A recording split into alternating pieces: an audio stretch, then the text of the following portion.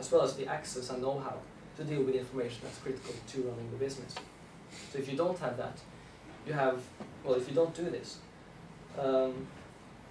you can have division of society into knows and know-nots. So you can have a society which is run by workers and consumers councils, and everyone has formally equal rights to participate in decision making.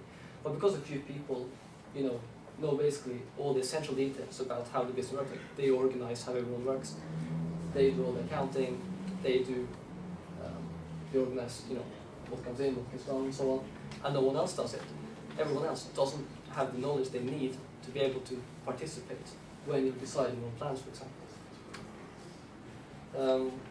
Now, balanced job complexes also prevent kind of inefficiencies associated with like fixed and segmented bureaucracies. So one of the odd things, there's a mental health clinic called the Laborde Clinic in France, who's not a participatory institution at all. But they basically instituted work rotation along the lines of balanced job complexes, specifically because they had problems with inefficiencies, because the people at the top making the decisions didn't know what most of the actual work that needed done was like. So they made stupid decisions. So balanced job complexes aren't just really feasible, but they actually do exist in a number of workplaces already. So one of them, for example, is a place called Mondragon Bookshop and Coffee House in Canada.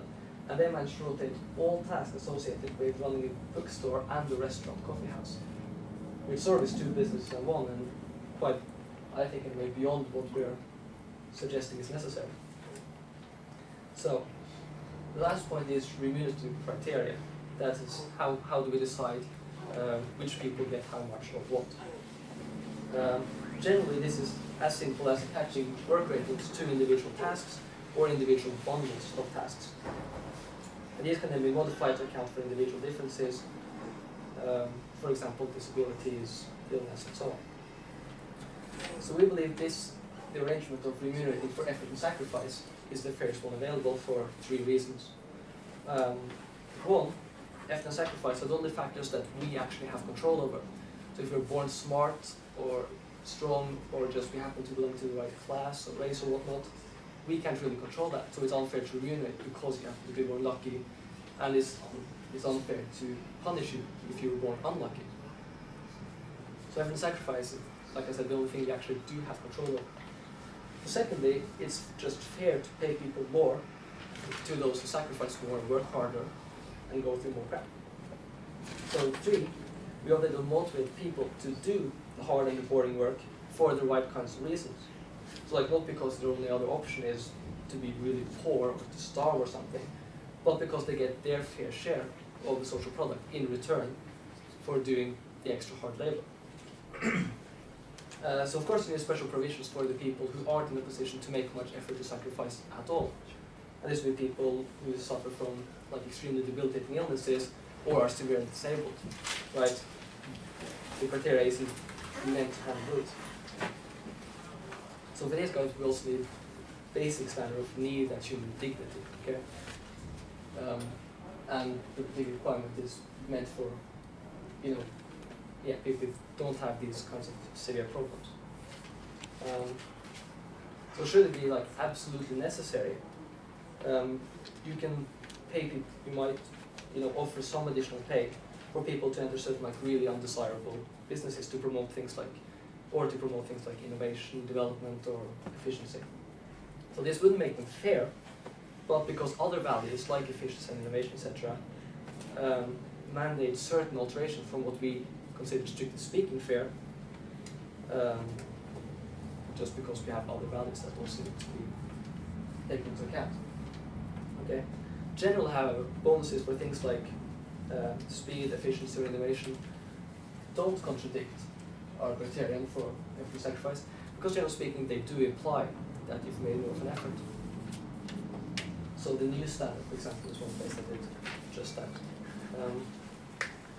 I had quite a bit more, but you've got some other slides. Yeah, I got some more slides.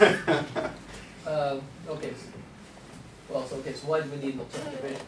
Basically, it gives us something to work towards. But that means that as we organize, we do things, etc., it's easier to sort of get a feeling for how close we are to our goal or anything.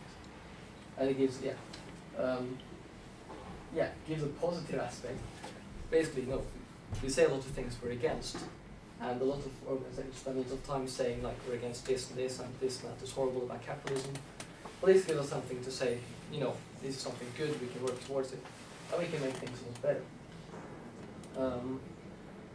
It also empowers people, helps overcome like cynicism and generous hope stuff, because lots of people are actually convinced that capitalism is bad and the governments are corrupt and everything, until they have a lot of faith in them. But then they turn around and tell you, well, there's no other alternative, I can't see any good vision, you can tell me it's bad, but I'm not going to care because there's nothing I can do about it, because there's no other possibility. And if you have a basic structure as an alternative, you can say, well, there is another possibility, and there's a better option as well, and this is it. And if you work towards it, to do something productive with your life. I could do more, but I don't. Well, basically, we believe it will realize these sorts of values a lot better than capitalism does, or centrally planned socialism. I have stuff on it, but we've used 35 minutes already, so we'll go to questions, I suppose.